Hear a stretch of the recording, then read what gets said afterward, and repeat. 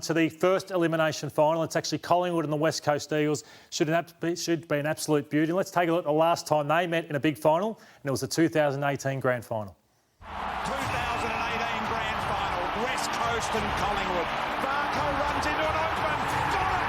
Collingwood with the first of the game. 5 first quarter goals for Collingwood. He's down Maynard. The Eagles are coming back into the game. Shuey. Adams does so well. What a game of footy. It hits the front in the third quarter. Gagoe. Launches from 50. McGovern. Ball to Sheed's too long. Maynard can't get there. Sheed from the boundary. Needs to be inch perfect. He is. He's got the most impossible goal.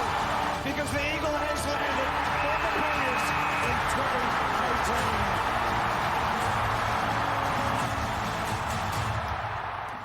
Ross, you were there as a spectator for that one. What a grand final that was. It was amazing. Yeah.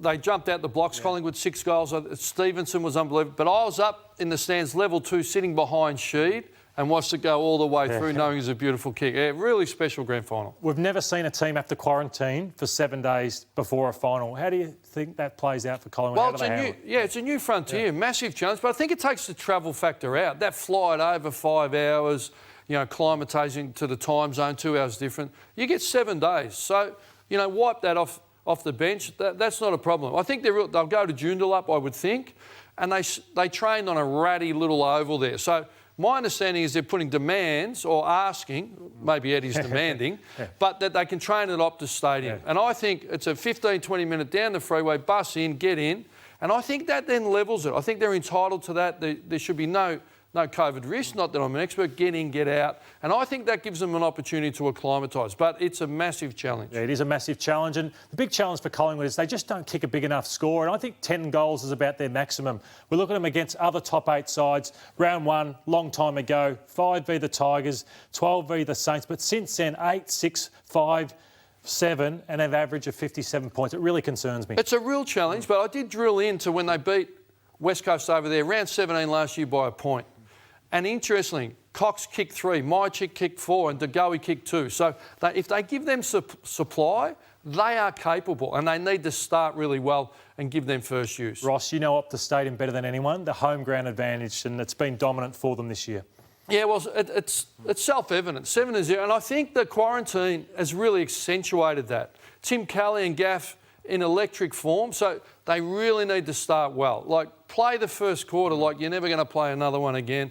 Bodies flying, get the ball in your front half, lock it in and put them under some real heat. They need to make a statement, and Buckley will know that. He's become a top-line coach, delivering the first quarter pies. Talk about making a statement. Brody Grundy needs to make one, doesn't he? Because Naitanui jumped all over him and Darcy Cameron the last time. This footage is unbelievable. Yeah. Nick Nat, we talk about MVP, he could sit there as an impact player, but I was disappointed in Grundy for the player he is and where we rate him in this game. But again, went back to round 17 last year. Grundy won the hitouts 38 or 32 to 27 and gave his midfielders first use. Treloar had 39. Well, guess what?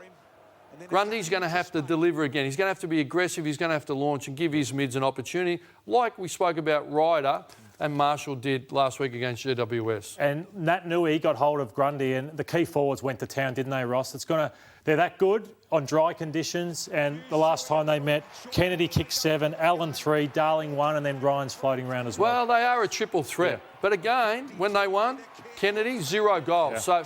So, can you lock in more to him? They're a rollover defence, but if you think he's the one that can beat you, I think more, maybe just go to him and get the job done. Or rough it, lock down, don't care about anything else, knock him over. But they'll be saying midfield, if you don't put some heat on and Grundy, Brodie, you don't jump in, doesn't matter. We put, Peter McKenna there, it doesn't matter.